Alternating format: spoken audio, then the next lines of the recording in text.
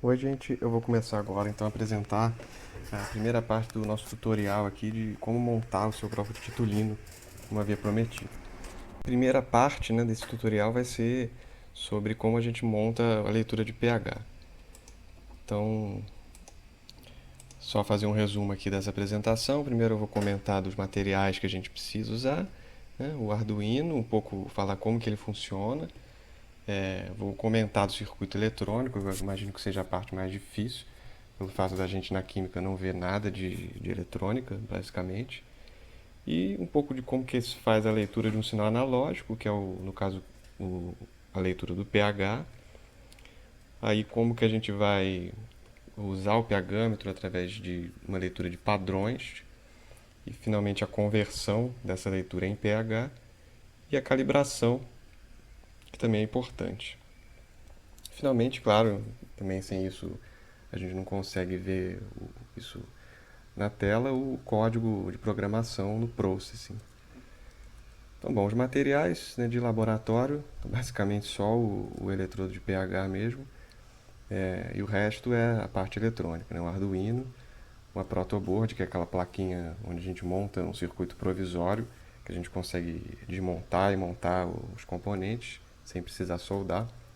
Os jumpers são fios pequenos para conexões e alguns componentes eletrônicos. Então, no caso, resistores, potenciômetros, etc., que eu vou mostrar no circuito mais à frente. Capacitor e as pilhas, né, para a gente fazer a alimentação do circuito. Então, o Arduino, no caso, esse é o Arduino Uno, que é o que eu tenho, que eu usei, mas tem outros mais simples até. Esse tem um número grande de portas digitais e analógicas, que a gente nem usa. Na verdade, só vamos usar uma porta analógica.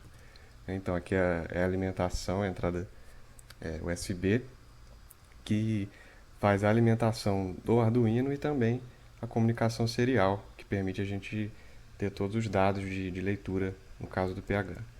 Então, esses são os pinos digitais de entrada e saída. Bom, o sinal digital basicamente é um sinal que é 0 ou 1, alto ou baixo.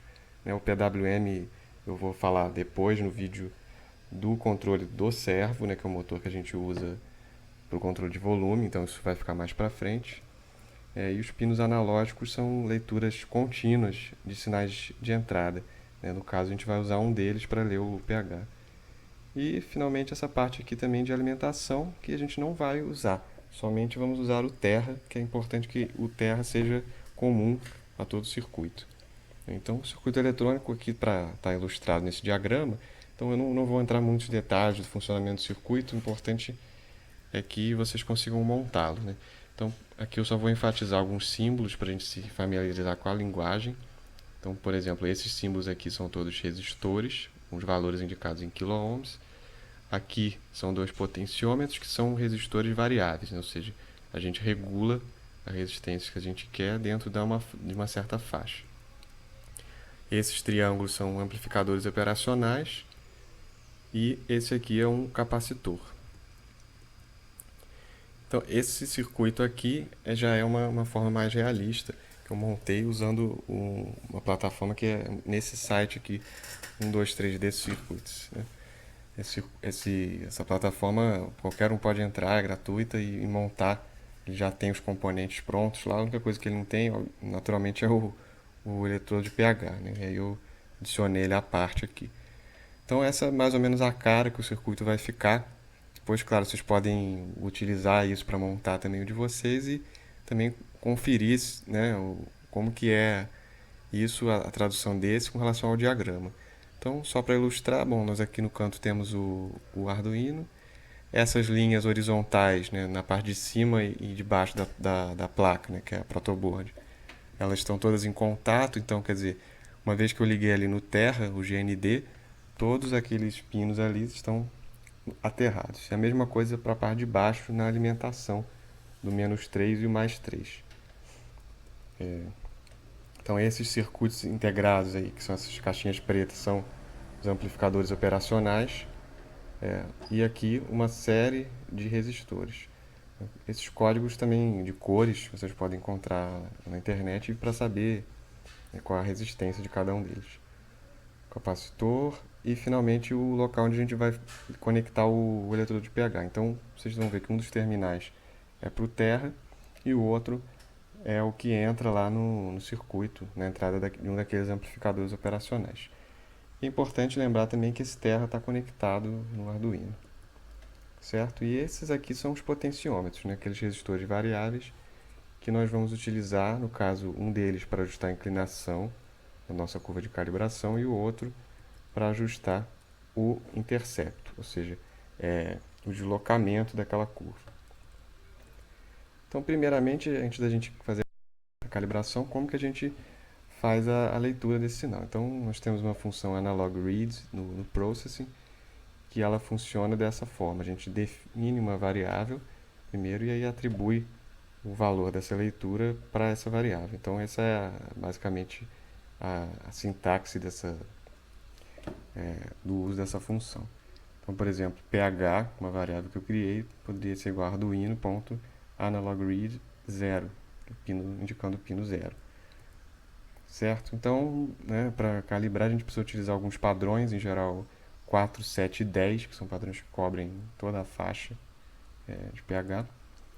Então, por exemplo, esses padrões são comerciais, mas a gente pode montar, pode preparar soluções com reagentes comuns, né? No caso, ácido acético acetato de sódio para o pH 4, ou de hidrogênio fosfato de sódio e monohidrogênio fosfato de sódio para o pH 7.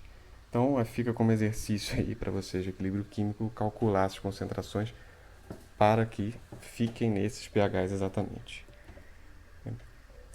E aí a próxima etapa seria fazer essas leituras, né, colocando o eletrodo naquelas soluções e fazer uma tabelinha com os valores lidos. Então, por exemplo, vamos supor que a gente obteve esses valores, né, onde essa leitura é simplesmente o sinal analógico obtido pelo Arduino, e levantando essa curva de calibração, nós podemos usar, por exemplo, o Excel para fazer uma regressão linear, da onde nós vamos tirar essa equação e que vai ser utilizada para a programação dentro do processing.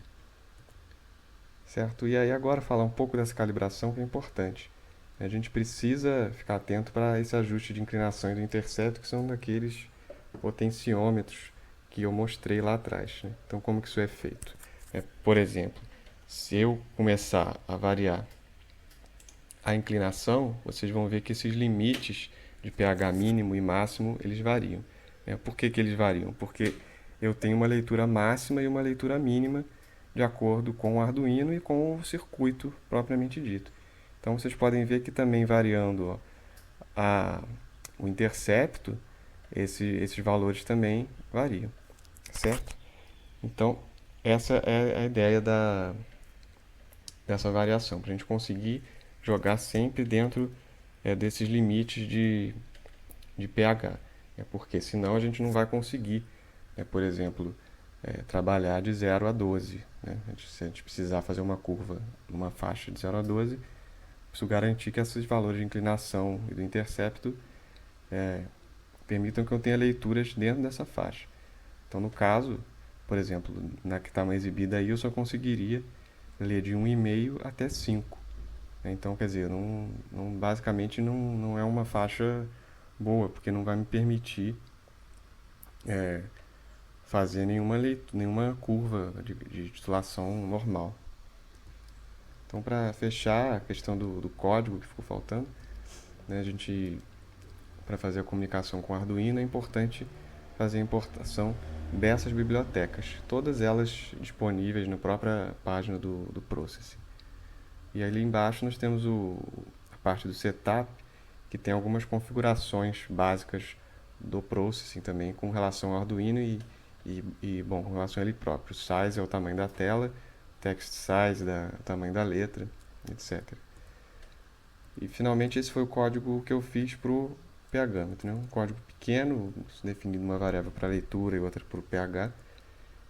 E aqui um laço para fazer essas médias que diminuem bastante o ruído da nossa leitura. Isso é importante porque se eu ficar simplesmente usando o analog read direto, o sinal vai flutuar muito por conta do ruído, principalmente eletrônico.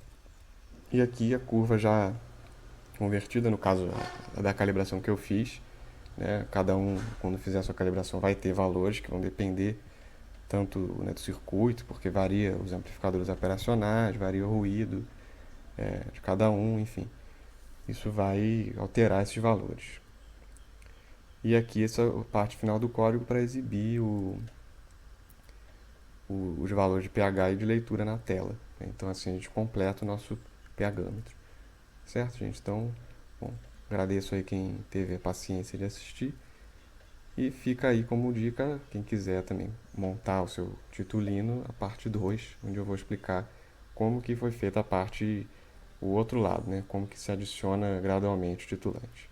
Então é isso, gente. Obrigado. Até mais.